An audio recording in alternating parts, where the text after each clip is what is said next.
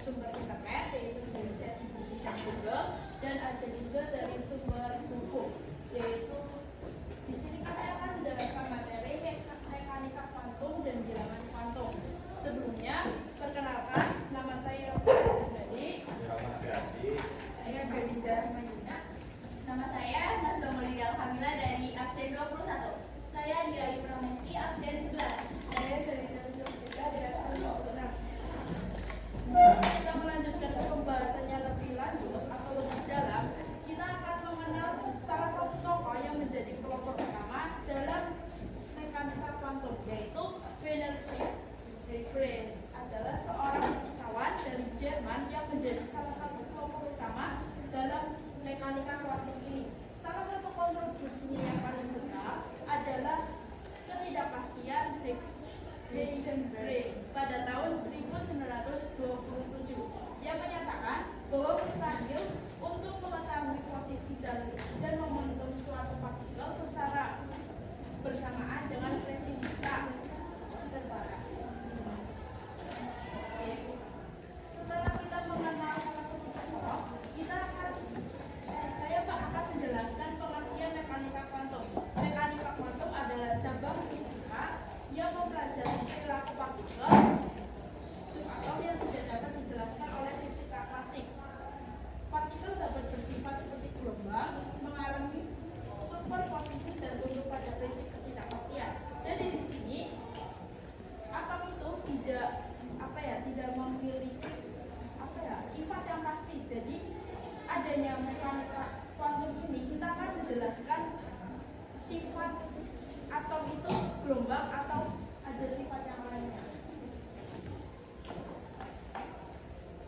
Lalu di sini ada percobaan. Yang pertama percobaan double slit atau celah ganda. Percobaan ini pertama kali dilakukan oleh Thomasium untuk menunjukkan sifat gelombang cahaya. Jika cahaya atau partikel seperti elektron ditembakkan melalui dua celah sempit, maka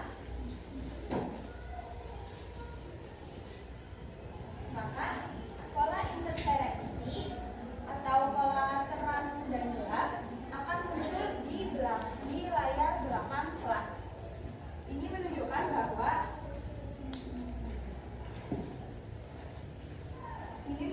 bahwa partikel bersifat seperti gelombang dan mengalami interferensi. Percobaan ini membuktikan konsep dualisme gelombang partikel dalam mekanika kuantum. Yang kedua ada percobaan efek fotolistrik. Percobaan ini menunjukkan bahwa cahaya dapat bersifat sebagai partikel atau foton.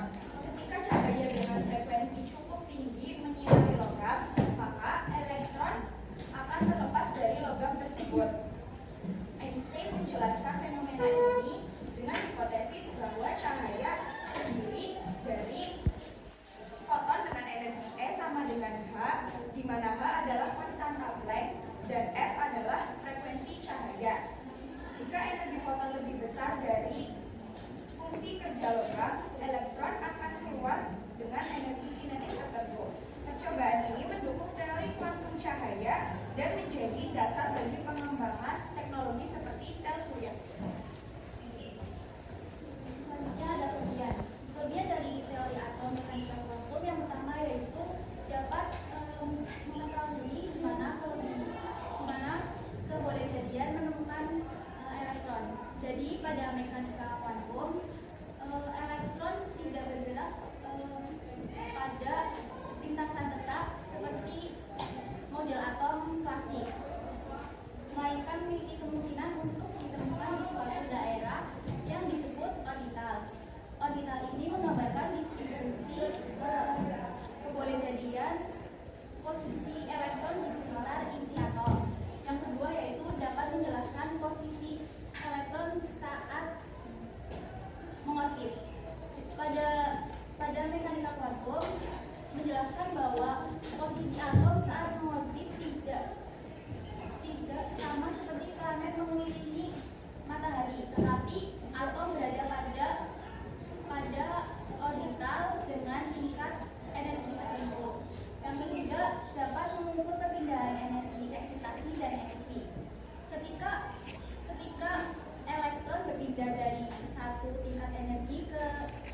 sisi lain, energi yang diserap atau dilepaskan dapat dihitung dengan mekanika kuantum. Yang keempat, dapat mengidentifikasi bahwa pada inti atom terdapat proton dan neutron, kemudian dikelilingi oleh elektron yang berputar pada poros atau orbital. Jadi pada mekanika kuantum menjelaskan bahwa pada inti atom itu terdapat proton yang bermuatan positif dan neutron yang tidak bermuatan. Sementara itu elektron tidak bergerak pada lintasan tetap, tetapi pada orbital. Selanjutnya saya akan menjelaskan keuntungan dari mekanika kuantum. Yang pertama, dalam teknologi digunakan dalam semikonductor, digunakan dalam teknologi elektron seperti transistor, dioda, dan IC yang menjadi dasar teknologi modern seperti komputer dan smartphone. Yang kedua, dalam kesehatan digunakan untuk positron emission tomography atau PET scan yang memanfaatkan prinsip-prinsip kuantum untuk pencitraan medis dan dapat membantu mendeteksi penyakit kanker dan lebih detail. Yang ketiga, digunakan dalam komunikasi kriptografi kuantum. Kriptografi kuantum adalah cabang-cabang kriptografi yang memanfaatkan prinsip-prinsip kuantum untuk dan mengamankan komunikasi dan mengamankan data. Dan yang selanjutnya adalah sifat-sifat mekanika kuantum. Yang pertama adalah posisi elektron dalam atom tidak dapat ditentukan dengan pasti. Pernyataan ini sesuai dengan prinsip ketidakpastian di Dirac. Dalam mekanika kuantum, elektron tidak bergerak dalam orbit tetap, melainkan dalam awan probabilitas yang disebut orbital. Yang kedua, atom mempunyai kulit elektron. Kulit-kulit ini menampung energi tertentu dan diberi urutan K, L, M, dan S. Dan yang ketiga, setiap kulit elektron memiliki subkulit elektron. Setiap kulit terdiri dari subkulit yang berbeda berdasarkan dengan bilangan kuantum azimuth atau yang disebut L. Subkulit ini dinamai S, P, D, dan F yang menentukan bentuk orbital dan jumlah elektron maksimum yang akan ditampung. Dan yang terakhir, setiap subkulit elektron memiliki subkulit elektron atau orbital. Subkulit S memiliki satu orbital dengan bentuk bulat. Subkulit P memiliki 3 orbital dengan bentuk dumbbell. Subkulit D memiliki 5 orbital dengan berbagai bentuk, dan yang terakhir subkulit F memiliki 7 orbital dengan bentuk yang lebih kompleks.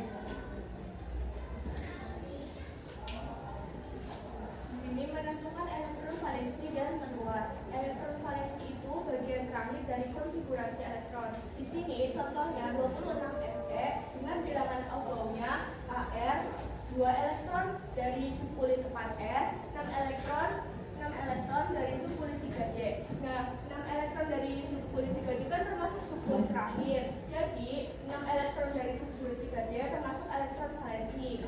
Selanjutnya, menentukan kulit terluar. Kulit terluar itu mencari bagian bilangan kuantum yang terbesar dari kulit. Karena di sini 2 elektron dari subkulit 4S lebih besar dari 6 elektron dari subkulit 3D, maka 2 elektron dari subkulit 4S itu termasuk elektron yang mengisi bagian kulit terluarnya.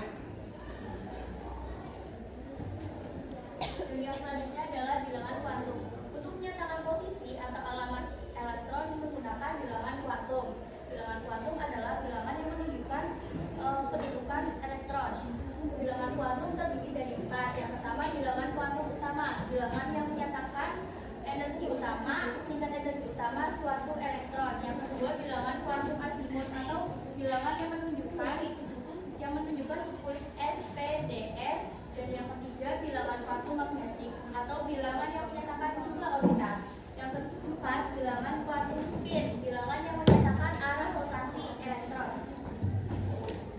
Yang pertama, bilangan kuantum utama, bilangan kuantum atau yang dilambangkan dengan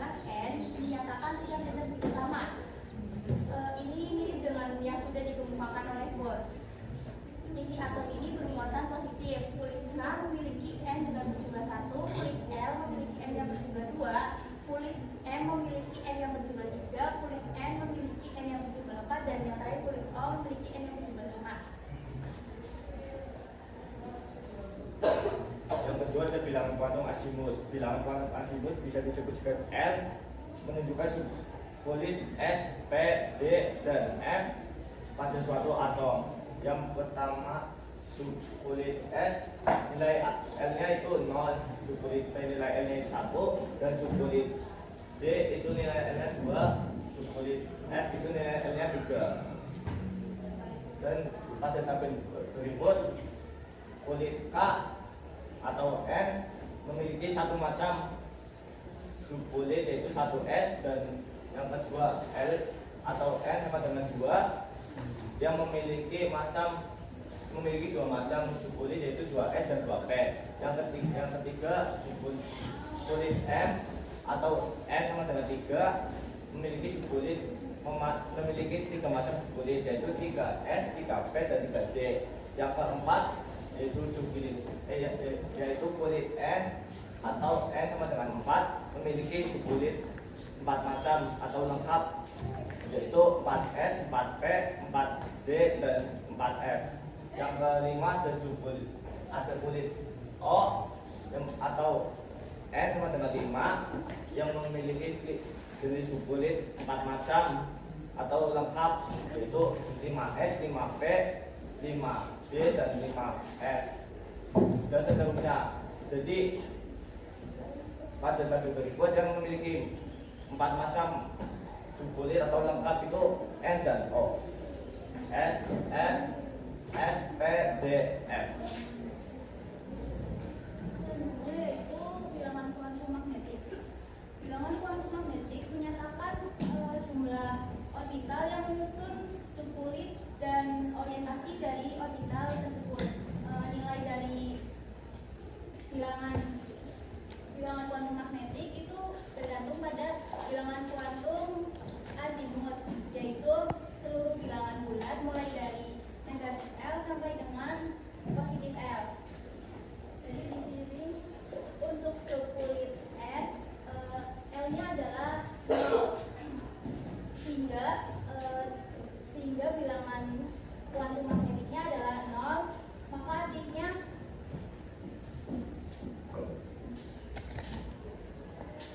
pada subunit S hanya terdapat satu orbital saja yang digambarkan dengan satu kotak. Yang kedua untuk subunit P yaitu L-nya adalah 1, sehingga bilangan kuantum magnetiknya adalah negatif 1, 0, dan positif 1. Sehingga pada subunit P terdapat 3 orbital yang digambarkan dengan 3 kotak. Selanjutnya yaitu subunit D. Untuk subunit D L-nya terdapat 2, ya, sehingga bilangan kuantum magnetiknya adalah negatif 2, negatif 1, 0, negatif positif 1, dan positif 2. Sehingga pada subunit D bilangan hanya terdapat 5 orbital yang digambarkan dengan 5 kotak. Selanjutnya untuk subunit F, L-nya terdapat 3, sehingga bilangan kuantum magnetiknya adalah negatif 3, negatif 2, negatif 1, 0, positif 1, positif 2, dan positif 3. Artinya pada subunit F terdapat 7 orbital yang digambarkan dengan 7 kotak ini. Selanjutnya yaitu bilangan kuantum spin. Bilangan kuantum spin menyatakan arah rotasi elektron dalam orbital. Ini pada kotak ini, jika panah berarahan dengan jarum jam maka bernilai positif setengah, tapi jika sebaliknya berlawanan dengan arah jarum jam maka bernilai negatif setengah.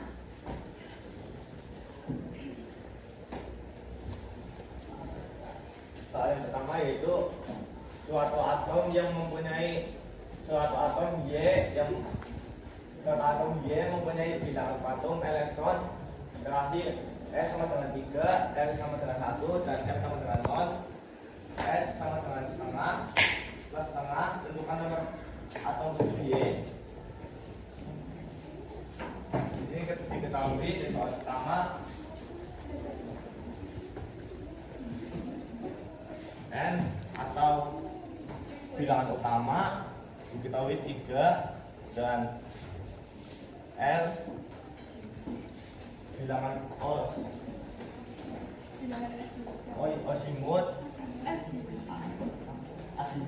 azimut diketahui 1, N nya 3, bilangan azimutnya 1 yaitu P,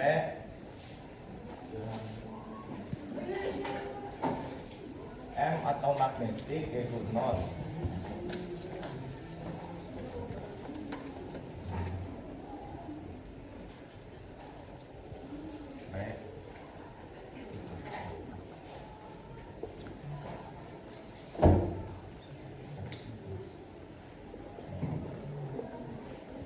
Sini ketahui N nya 0, hanya 2 angka di sini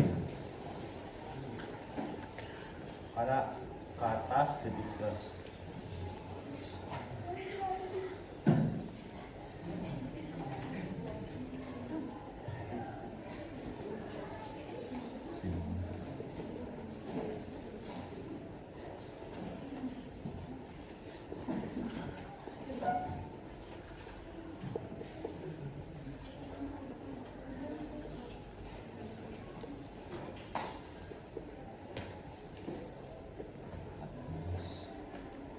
Atom.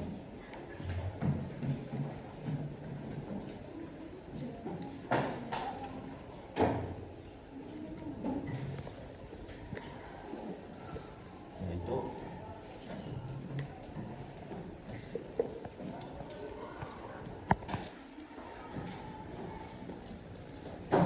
Soal yang kedua, temukan jumlah maksimum elektron yang menempati kulit ketiga atau N sama dengan 3 dan kulit kelima atau N sama dengan 5 dalam suatu unsur atom adalah, nah, kulit pertama itu K atau N-nya 1 dan kulit kedua itu L atau N-nya 2, kulit ketiga itu M, N-nya 3, kulit keempat itu N, kulit N-nya 4, dan kulit kelima O, N-nya 5. Nah, di sini yang ditanyakan tentukan jumlah maksimum elektron.